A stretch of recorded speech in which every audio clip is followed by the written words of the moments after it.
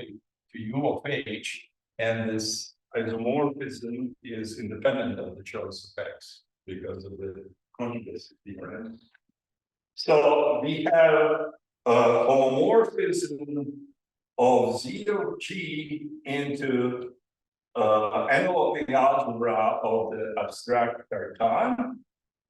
And then there is another small twist that if I take, say, rho, which is 1/2 of the sum of positive roots. So this is a weight. And this weight defines an automorphism of abstract Cartan, which sends H into H plus rho H. Then I can compose gamma with this. Oh, I'm sorry, let's call this delta. And delta and gamma is the composition. And then Harshchandra's theorem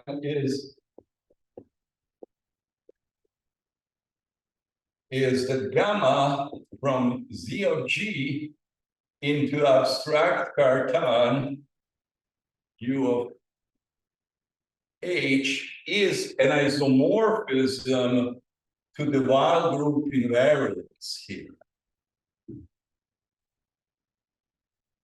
So this gives us an explicit realization in the center.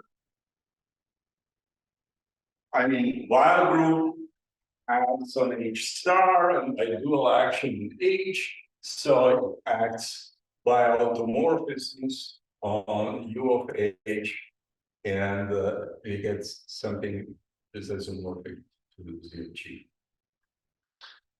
So this is our Harshchandra homomorphism. Rho is to get the symmetry. I will do the calculation now for SL2, and you will see.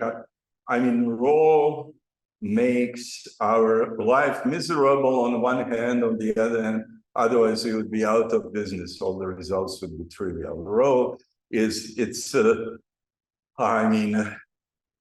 square root of the modulus for the automorphisms. I mean, it appears in a lot of situations to make things more interesting. Yeah, I think because you see, I want that later my intertwining functors will go from d lambda modules to dw lambda modules. Otherwise, you get affine actions, and then formulas look messy.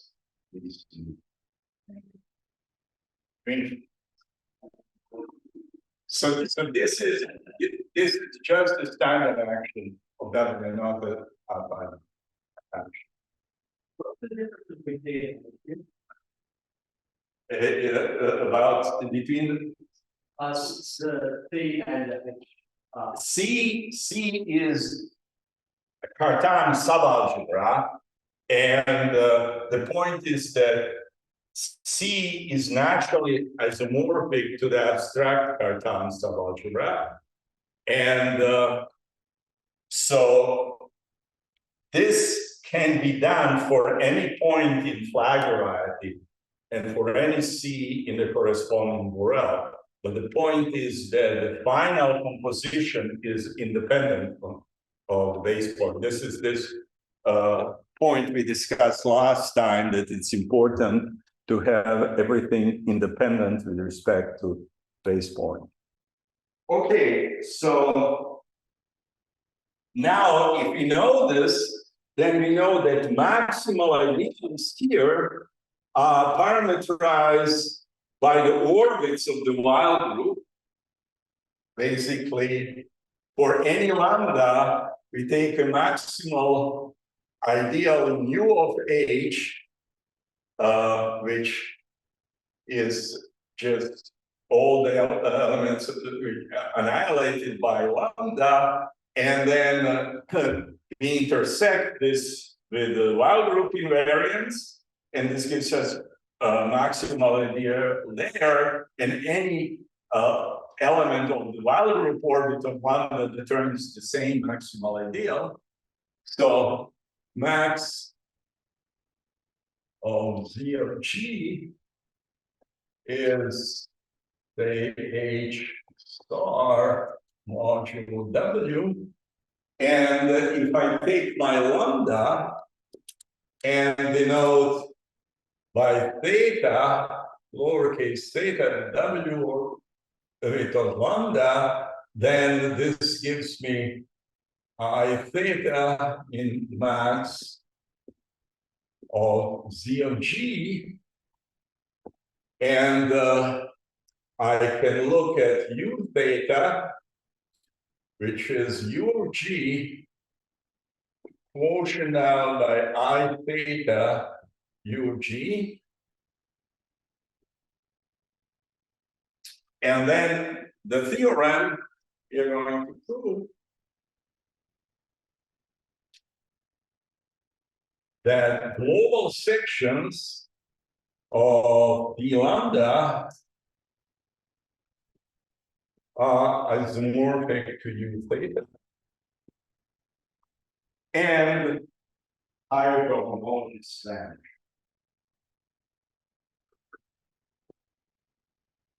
So this is one result. After Bayleson and Bernstein figured this out, then they basically copied D-module version of Serre's argument about O modules on projective spaces. So they define, as I mentioned last time, two functors. So if I look at the category of U theta modules, I can take an element from here, and then I can define delta lambda of V is the tensor product of D lambda over E, its global section theta V. So this is localization functor. And we see for a given theta, I mean, this is important, there is a bunch of localization functors for any lambda in this order. And then there is a functor of global section, gamma, which goes from the category of quasi-coherent lambda modules into the category of N U theta modules, which is just taking global sections and using one. So this is gamma, and delta lambda is the inverse functor. And then, as we mentioned, these two functors are actually each other. So on the lambda of, say, delta lambda V, say U is equal to U theta V gamma X.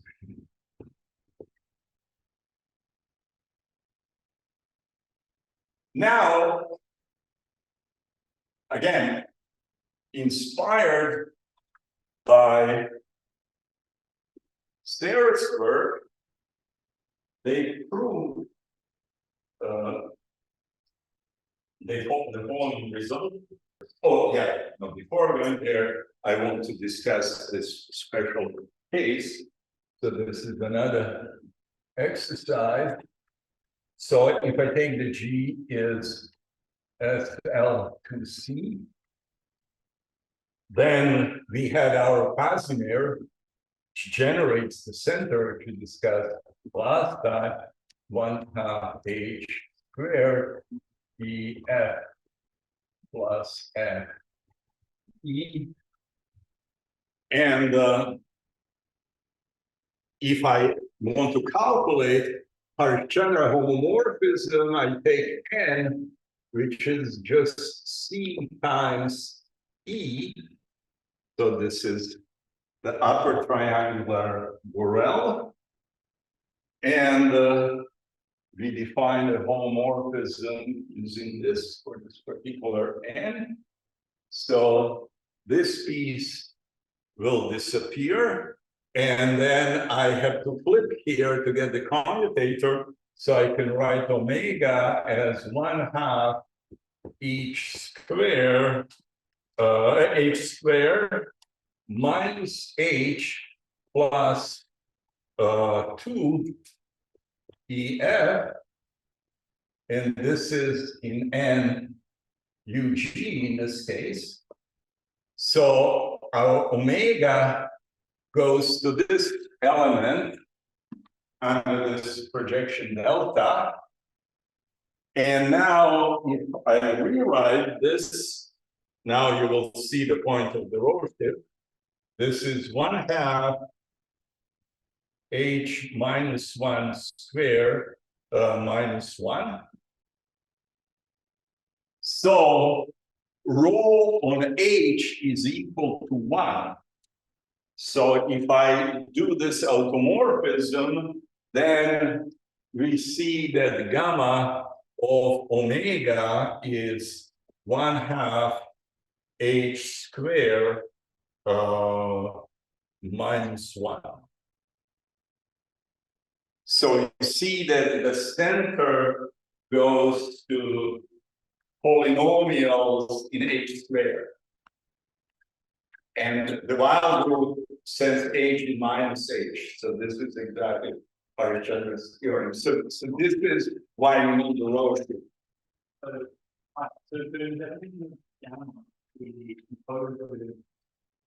Yes.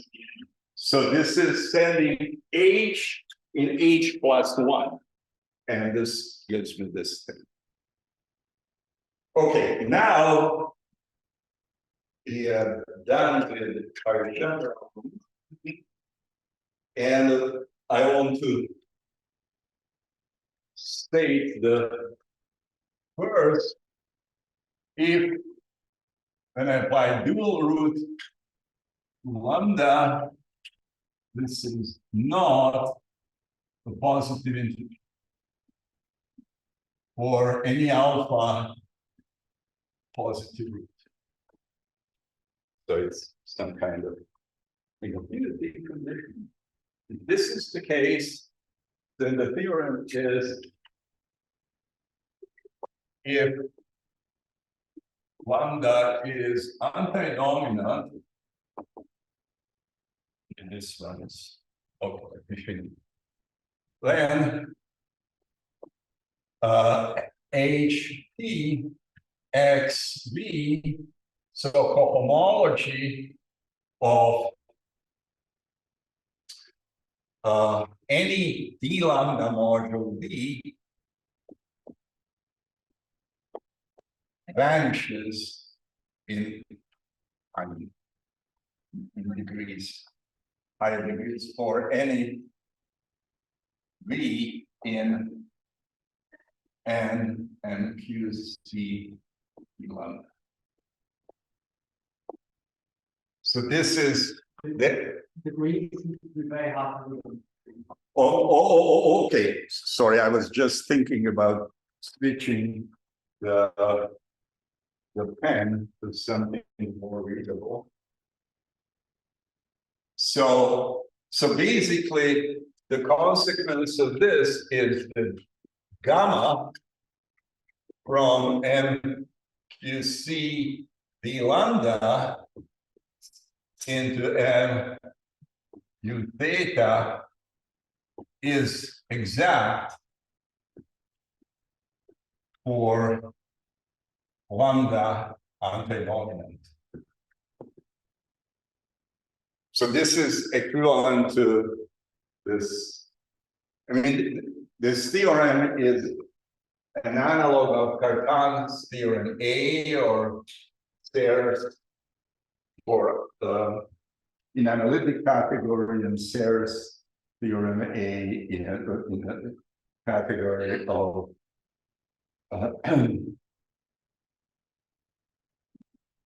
or X modules in algebraic situation.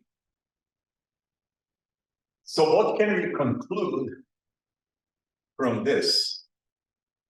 Let's look at a module V in U theta. I can do free resolution of this module using U theta modules.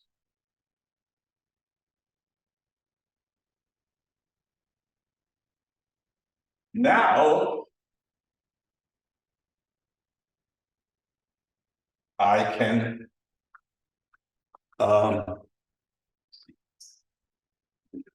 right? Yeah, I can localize this. So apply delta lambda. And when I localize these guys, I get d lambda j goes into d lambda I. So these are direct sums. So j can be an arbitrary large set of indices. And V, the localization factor, I should say that before, because it is left adjoint, it is right exact, so it has left derived functors. So this is exact.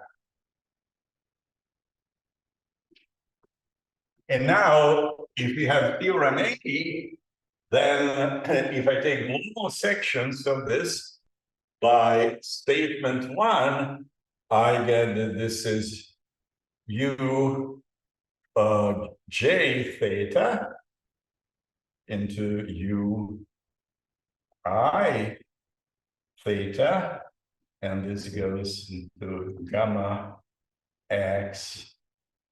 Oh, let's see, this was wrong. This is delta lambda V. Localization of V. Delta lambda. This goes to 0. Of course, the adjointness morphism for these two functors are just these arrows here. And since these two guys are clearly isomorphisms, then this one has to be an isomorphism. So this tells us that adjointness morphism of gamma composed with delta lambda is isomorphic to the identity factor. So this is just a consequence of theorem A. So one of the adjoint morphisms in this case is an isomorphism. So let's look at the other one. So if I look, the other one is we take V, and then we have an actual morphism. We take global sections of V and we localize. This is the other adjointness morphism. And in principle, this morphism can have a kernel. And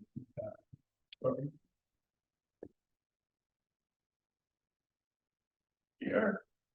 And now, again, let's apply theorem A and take the global section. And what we get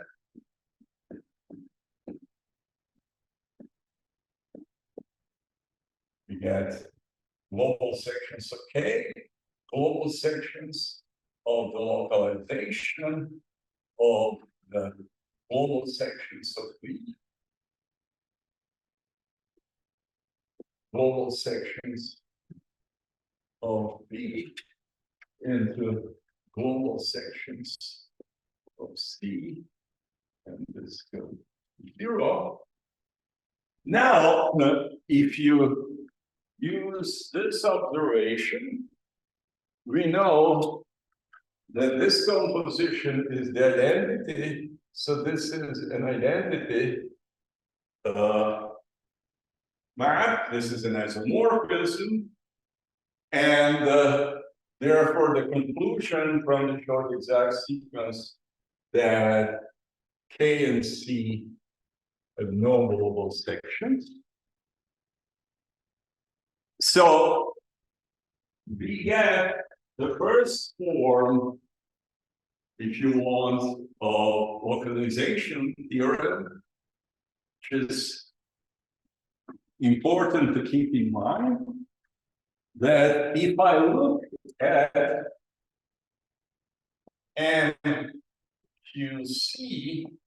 delta lambda, or lambda anti-dominant,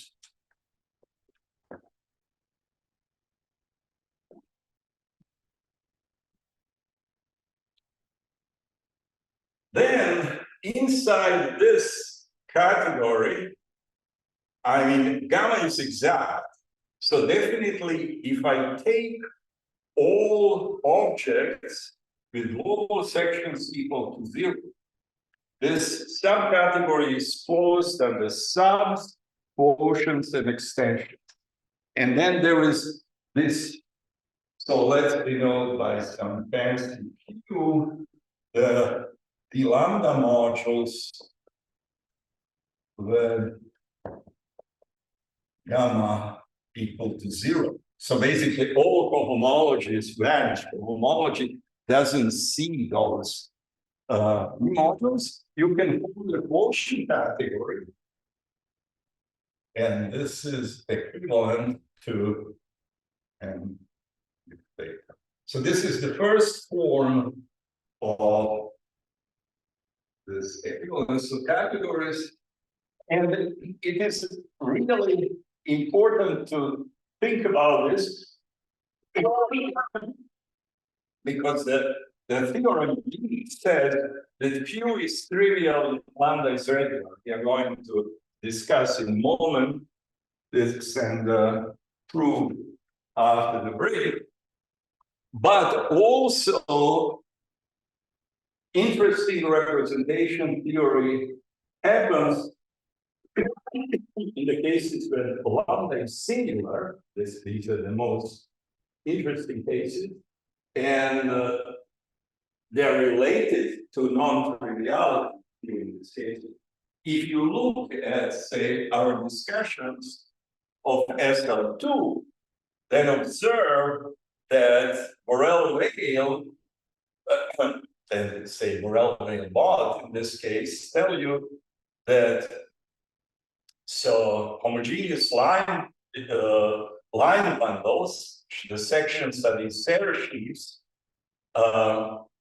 they give us all finite dimensional representations, but O minus 1 has no cohomology at all. And this is the case when this Q is non-trivial. And there will be an abundance of such D modules. So this is just a formal thing. And finally, thing I want to mention before the break is the theorem B. So if lambda is regular anti-dominant, gamma x v equals to 0, or v in MQC v lambda implies V equals 0. So of course, if lambda is regular, but this theorem, this just means that Q is 0.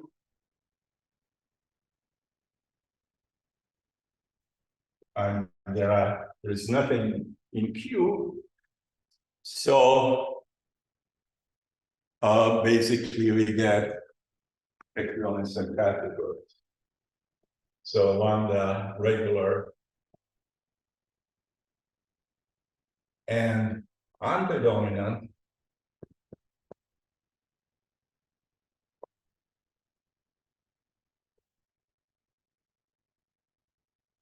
and you see the lambda is equivalent to m u theta, and this is valence of Bernstein equivalence and categories. So this is the theorem. So we just have to prove this two cases. We had two statements. We have answered the question.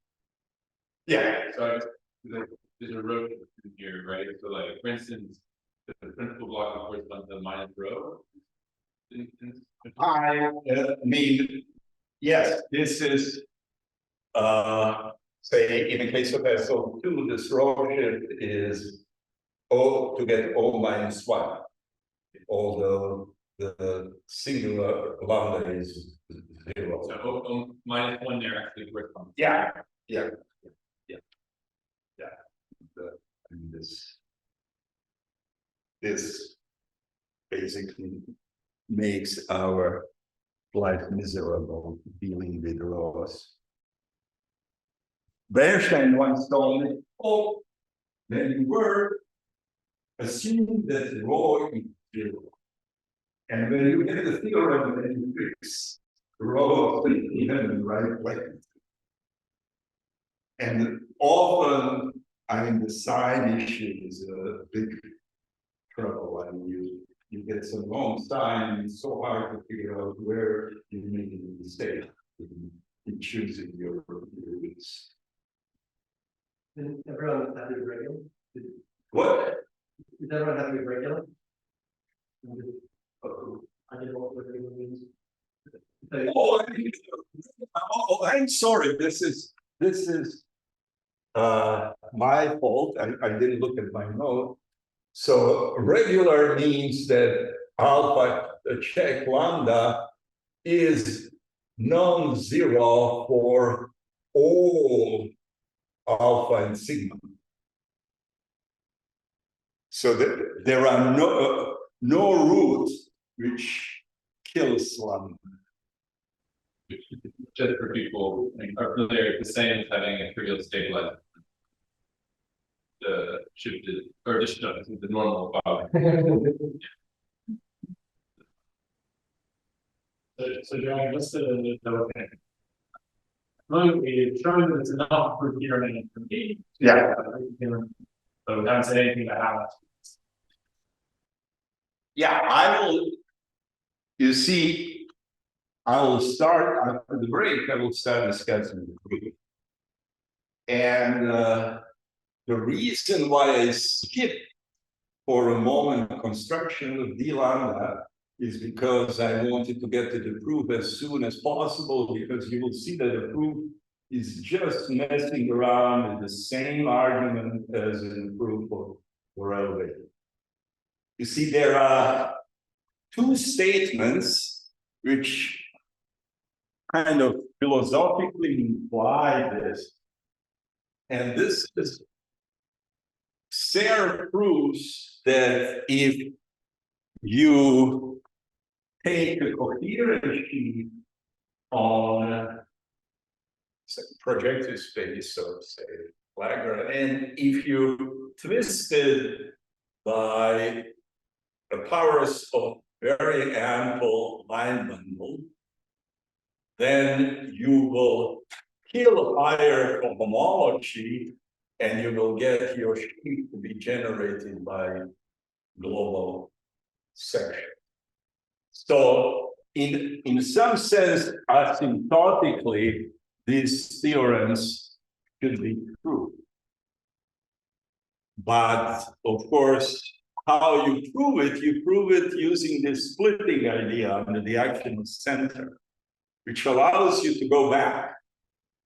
So you take a big finite dimensional representation and you tensor with it, and you go very far when you can use SARE, but then using this decomposition under the center, you can go. This is everything you need.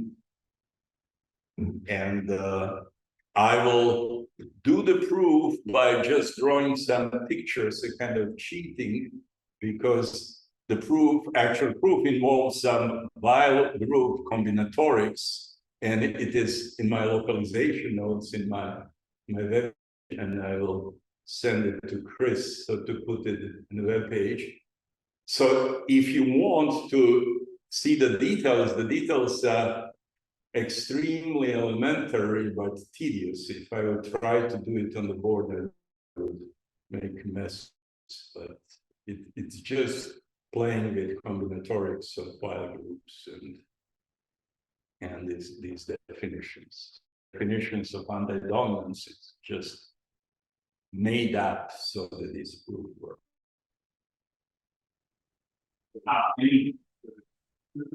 If you say, if you look at a construction principle series, so then you basically you take the G modulo parabolics and you take questions find in front say G, there is a variable and to get unitarity, you have to put rho in the form because if you act on each line variety, the element G, and there's your invariant measure, it depends by the yeah, exactly. And you get this automated So they get unitary.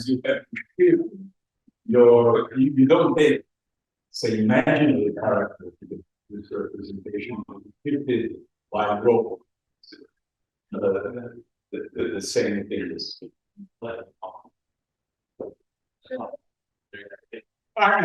Because normalize this in such a way that inducing for imaginary characters to find all gives you unit language. Because when you have a section and complex conjugate, then this imaginary pieces are conjugated in this case. And but you get the module in front of you. So you have to take the square root and move it one. Yeah, I think it's it's weird. So now you have to split it and you this.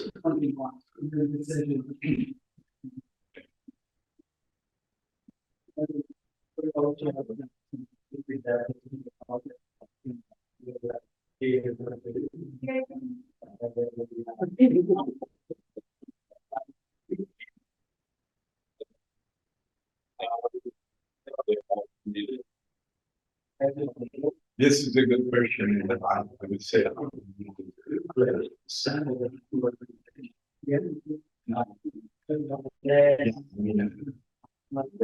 They always give me some sheet.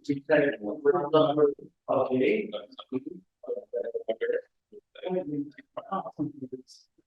And then I have again this is I mean, if you look at my notes, Then it's check law. And I don't know how to calculate. You're like, It's like, yeah. or 50, I guess. Yeah, but basically, like, when you discuss check you can take this, the cover, where this, pretty cheap, splits, and, the second function correspond to. So you have to calculate,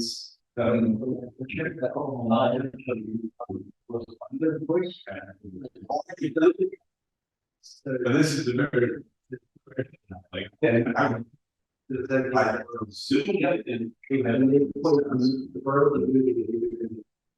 Yeah.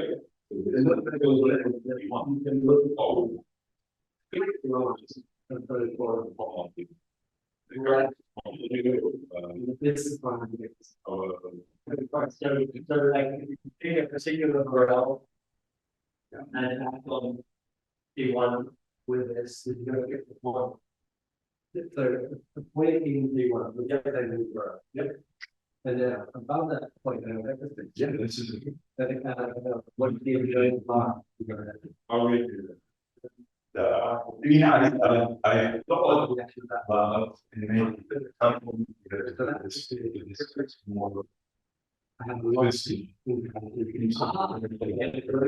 anyway, I prepared both sides. I spent all course something.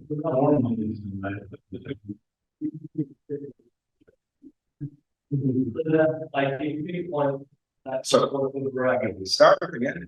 Active rural. This G on the whole game, right? If you can roll given the access always. Yeah, and the data rural public. That's what the guard will be doing. Yeah, so the fact that our other the board point that you know that our action to it. Okay.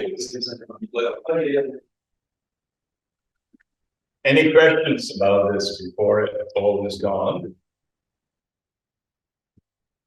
Well, so just to go back to the build up when you're saying the theorem B. If I take any B, or no, you're saying this, but you're expecting if you go really far into different directions, then somehow some version of this theorem can be true. Yeah. No, there's nothing a priori clear. I mean, it's not like I can take a B and somehow twist it to make it, or is there a way that I can somehow take a B coming from D lambda and turn it into a B for D? Oh, I will. First thing I will discuss this functional twisting. Yeah. So that is actually clear somehow that if you take a fixed B, you can really twist it and make it the colon. Yeah, because if you want to, and I mean, this will be a part of the take the lambda module, and it's quasi coherent O module. So you take a coherent sum module, and then you know by Sayre that you can twist coherent sum module so that to say that it to be generated by global section. So if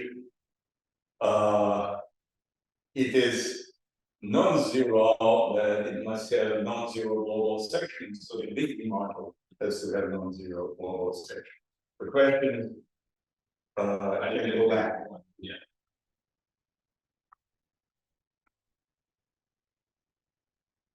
Okay, so let me first discuss this. So I want to define this geometric translation function.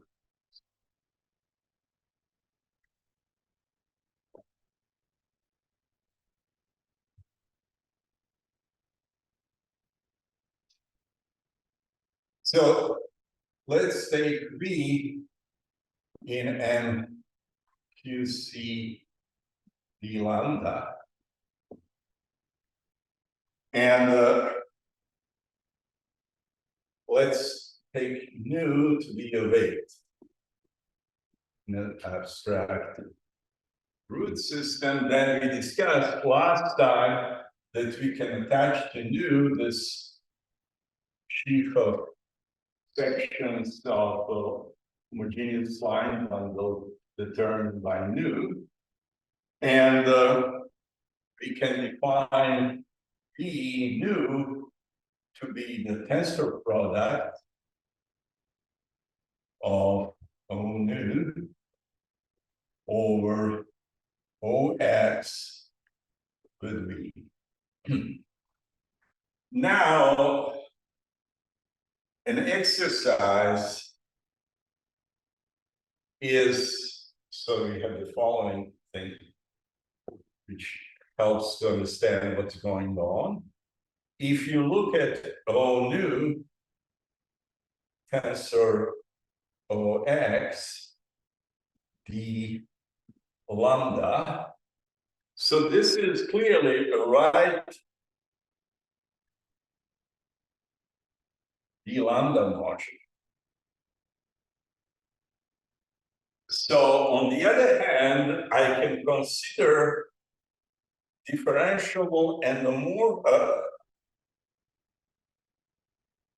endomorphism of this module, which is just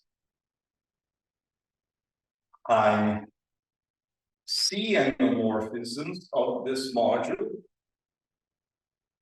which satisfy that T, this is this definition we had last time, T F naught commutator F1, so commutator with Fn is equal to 0 for some regular functions F1 and Fn on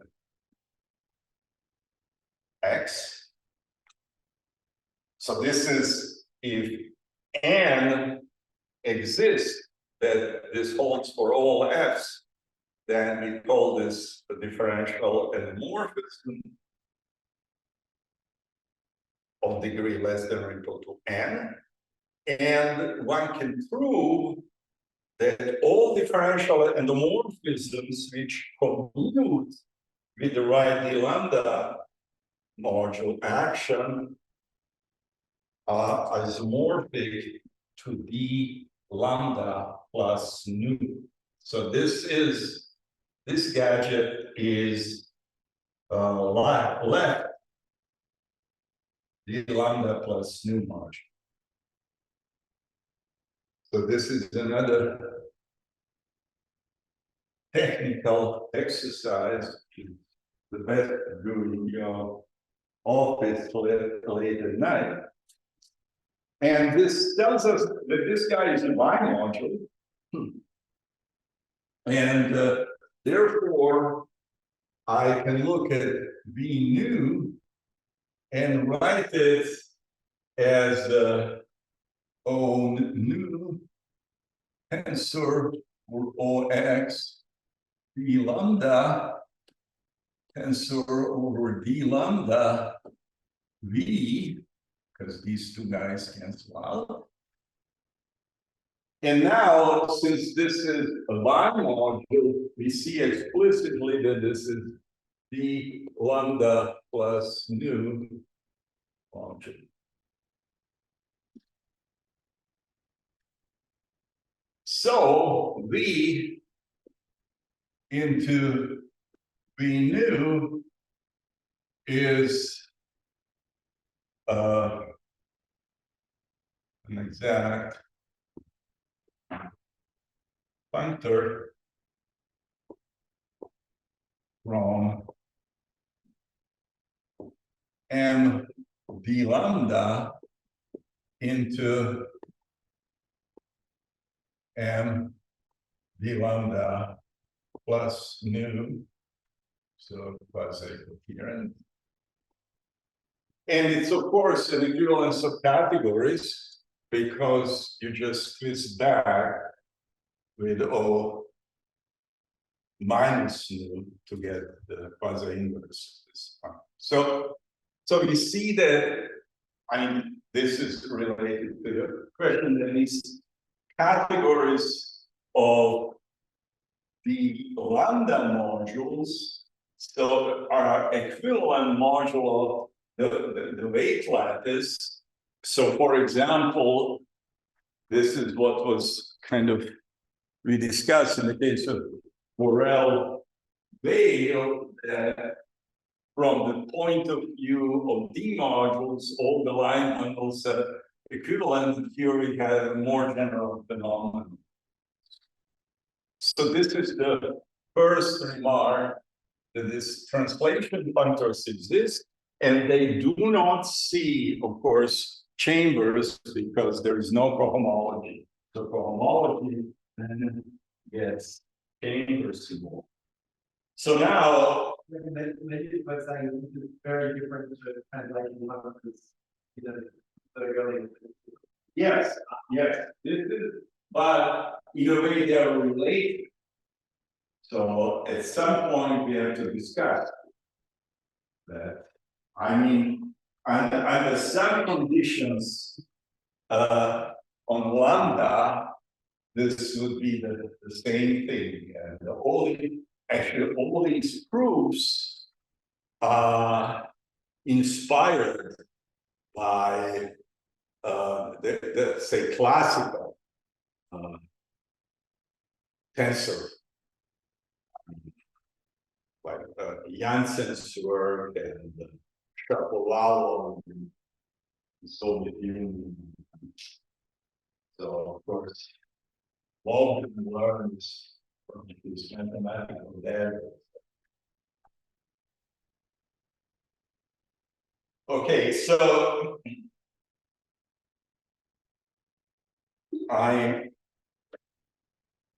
now let's look at the proof of. I will start with. So let's see when I'm supposed to quit. No, I know, but let me give me the estimate. 25. Okay. I will first discuss theorem E because the proof is slightly short, and then after we get done with B, we can see if we want to go to A or quit. So let's look at this.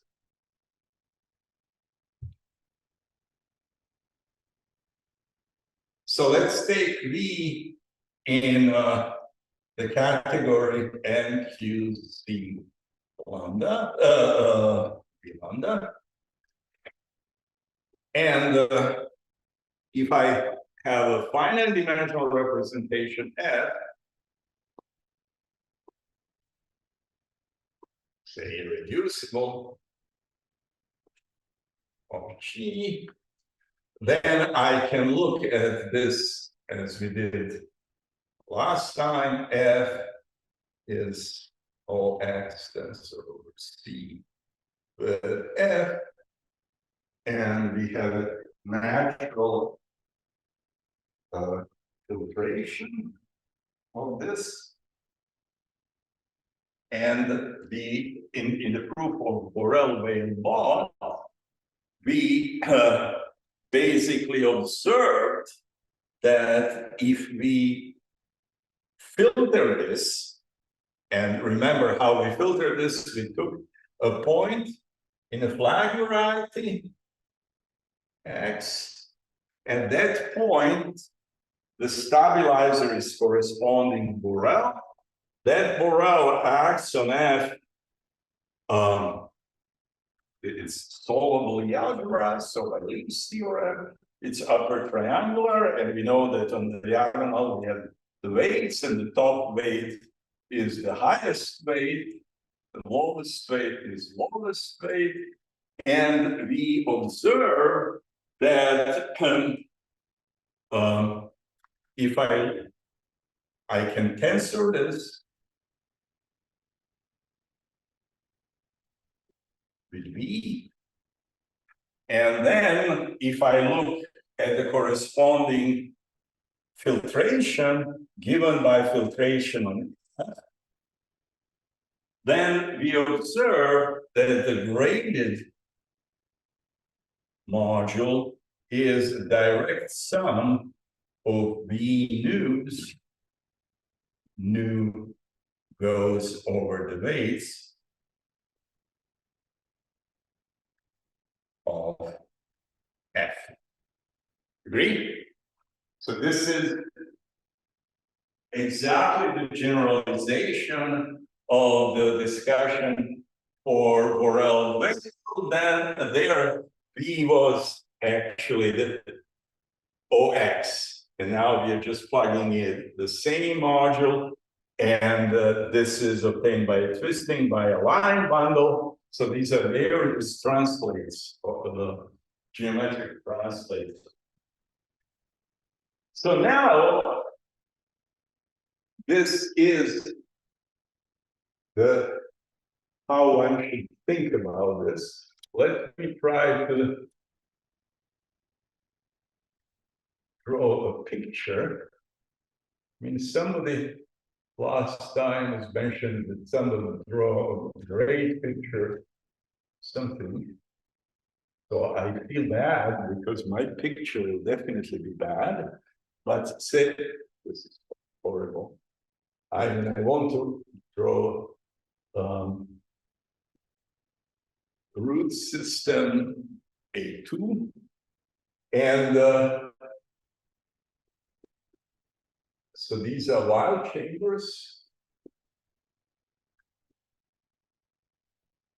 The proof for SL2 is exactly what we did for Borel-Weil mod, for Borel-Weil, but now I want to do it in more general settings. So I don't want to worry about integrality. And as I said in the notes, everything is done carefully in great detail, but let me assume that I have lambda in negative chambers. So these are my positive roots, and this is the negative chamber.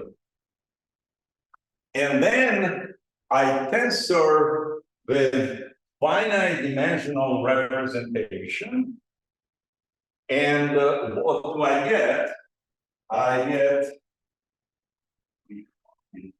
10 different products.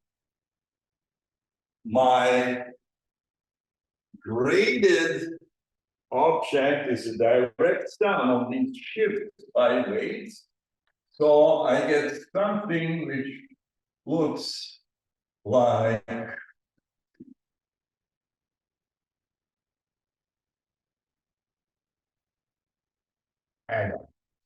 something like this. There are weights around this.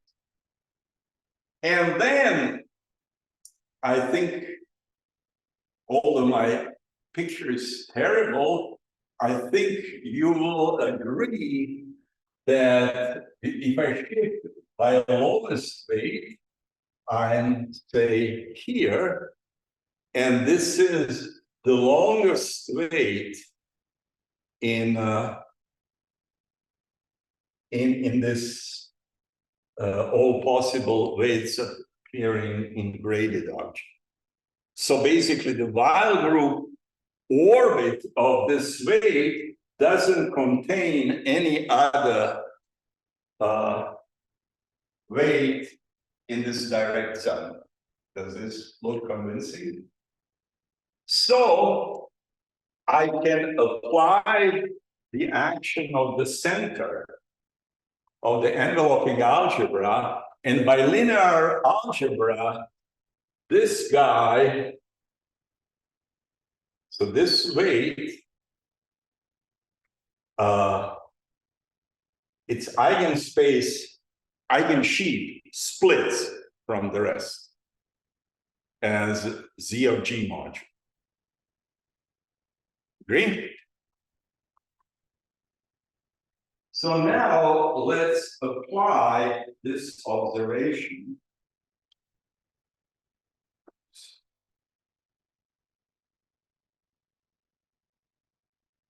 Have to start using paper notes because pressing the wrong things. So the observation is that if mu is lowest, wait, then V mu is a direct summon of V tensor of X F as V of G mod.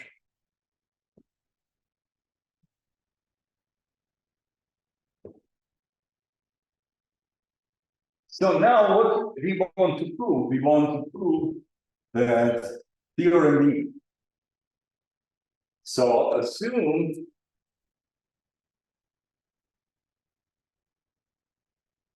that gamma x of V is equal to 0.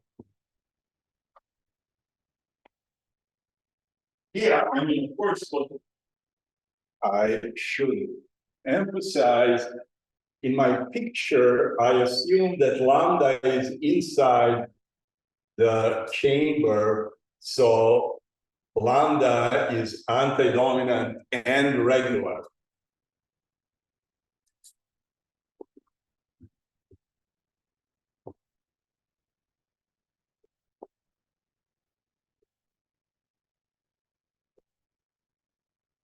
For example, if lambda is 0 and it's antidominant but it's not regular, the proof breaks down because all the extremal weight equidistance from the origin. You really have to push it inside the chain. So then, So just the reason why I can say this is because it's a one-dimensional thing, because it's the lowest weight and there's nothing to support it. yeah, And yeah, because all the others pieces in the graded object, they are annihilated by a different maximal idea. for like lower weight, you still get a splitting the general multiplicity one, and you're not necessarily. I mean, Yeah, sorry, is it? I guess if the multiplicity one is important to get it to be split. yeah, I mean, it's important that there is nothing else there. Yeah, so yes, you use multiplicity one. Yes, if you would have several laws, I mean, if the multiplicity would be higher, then you would have to be more careful. I mean, first of all, you will have a filtration of this weight space by some one-dimensional things, and then this would complicate things and get you in trouble. Yes, definitely, you're right. I'm not multiplicity one is perfect. So assume that this is 0, then for homology, I mean, of global sections, I mean, of X, V tensor OX, yeah, are the same as global sections of X, V tensor over C with N.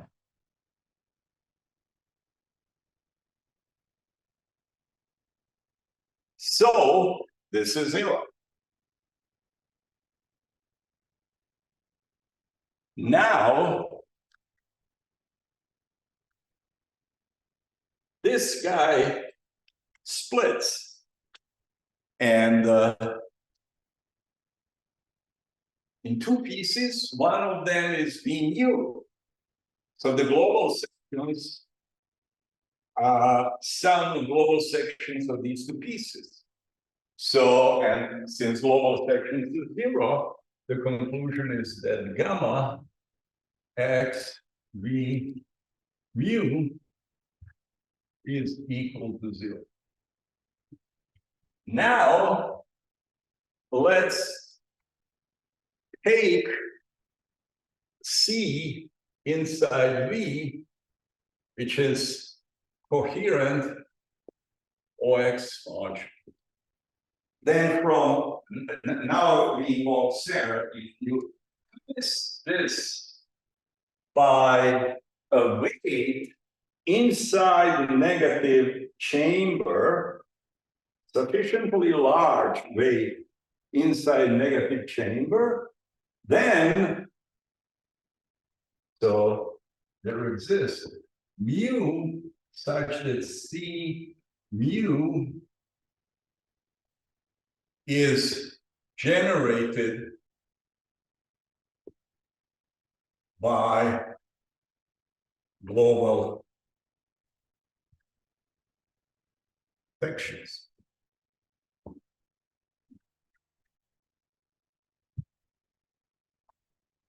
So this is what Sarah tells us. Now, if C mu is generated by global sections, and the mu goes to V mu, then gamma x C mu, so gamma x V mu, and this is 0. Yeah. So this is 0. And then this tells us that C mu is equal to 0. And then, of course, I can twist back, and C is equal to 0. So what do we see? We see if lambda is anti-dominant and regular, then we get that if gamma x of V is 0, that any coherent sum module is equal to 0. But V is a direct limit of coherent OX sum modules, and cohomology commutes with direct limits. So we get that we get a contradiction.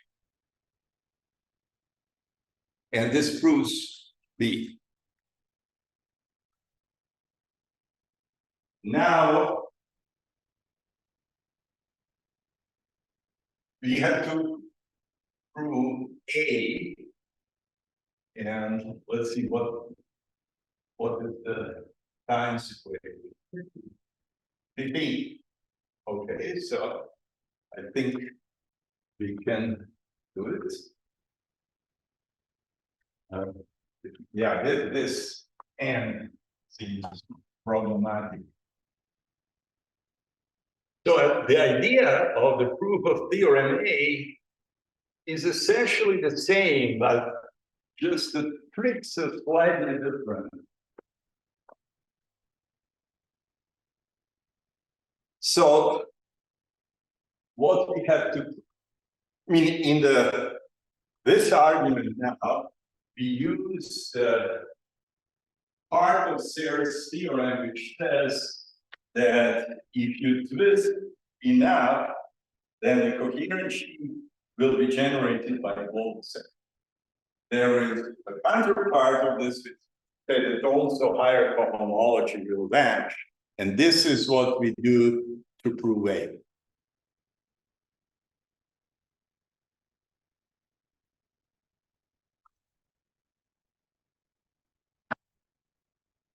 So, again,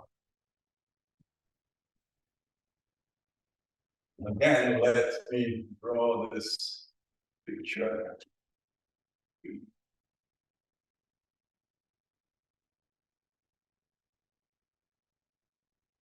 So I want to prove that cohomology, if I have a lambda in negative chamber, then H P of X B is 0 or B in and QC D lambda.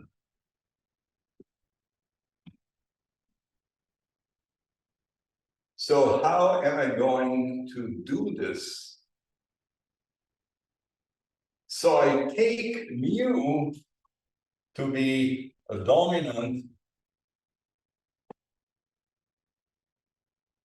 weight.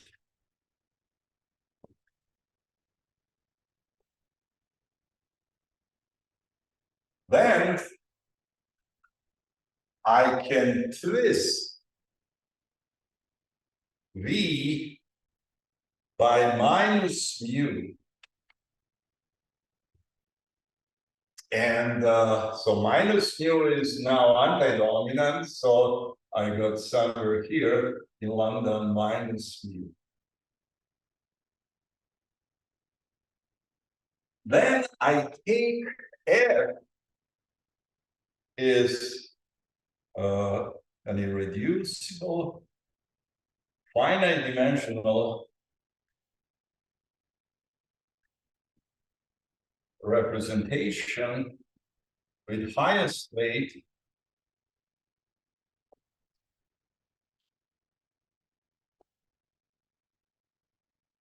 u.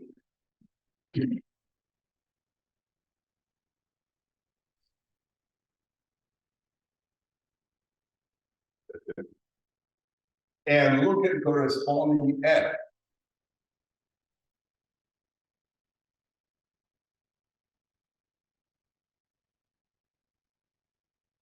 Then, if I look at V minus mu tensor with OX with F,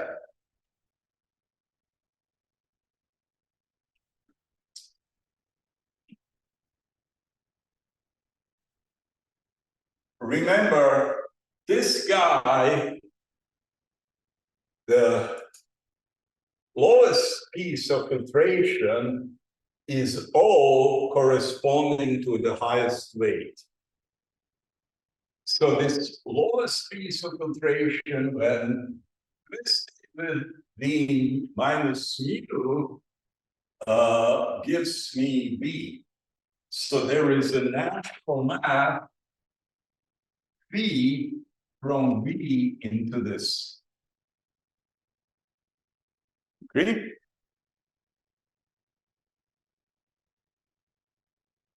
Now I can take a coherent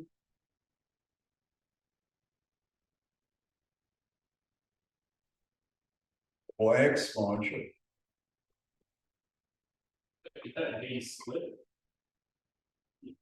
I mean, I'm still not at the splitting situation. I'm just setting up things, but I will do this in a moment. Yes, I will use this, and then I can look at C map into V, and okay.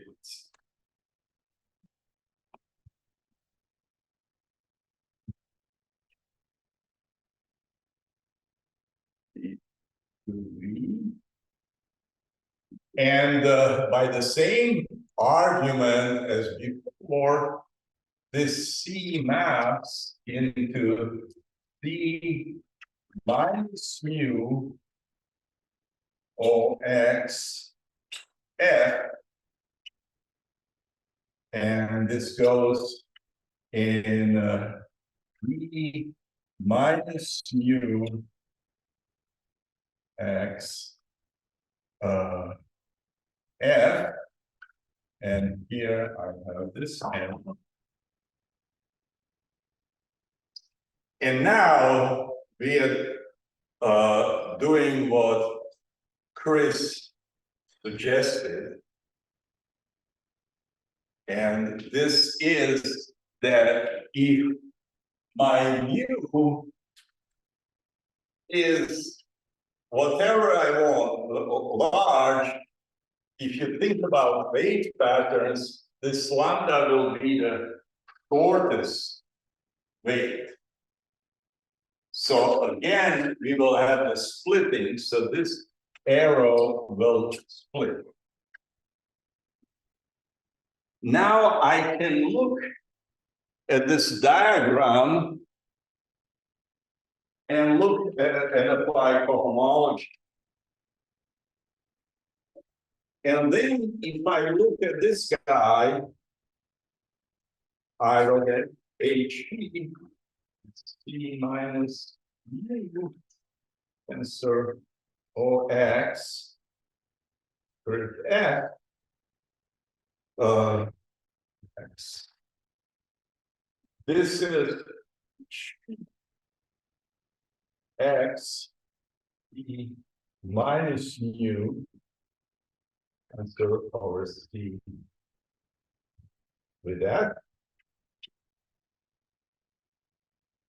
And now by Sayre, if mu is large enough, this higher cohomology is rank.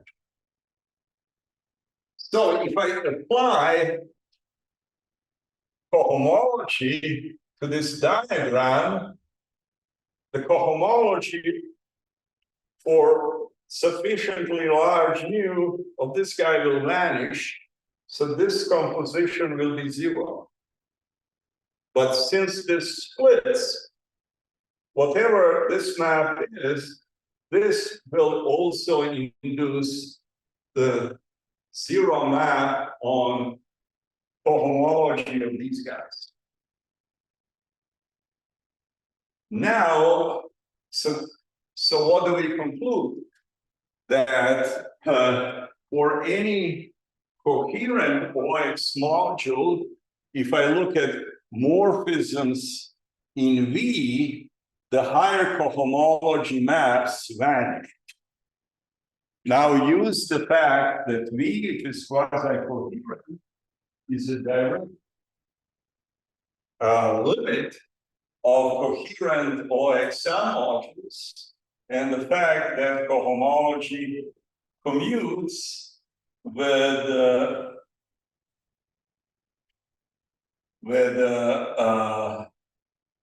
direct limits in this case, and you get that identity induces identity morphism from V into V induces zero. So cohomology of V has to match. This proves theorem A, and via that really based on there. And Yeah, fine. okay, so I am done with this. Okay, any questions?